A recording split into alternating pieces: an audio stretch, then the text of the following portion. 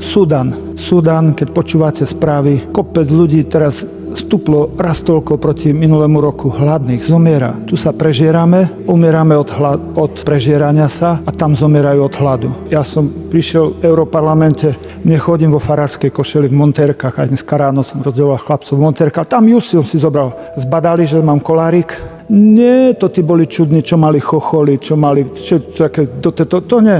Ja som bol stredobod. Naraz kamera na mňa, ja kúkam, tam som na obrazovke. A už pricupitali ku mne, však a hneď všetko dobehlo a hneď sa ma pýtali, prekladali.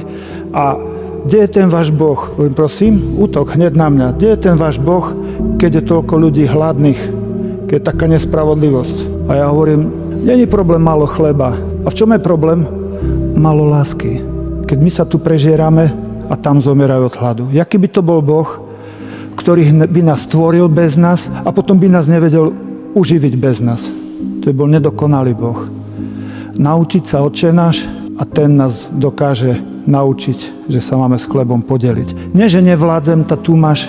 Vládzem, dokonca máme hlad, ale tu máš z podstaty, nie z prebytku, bo ja už nevládzem.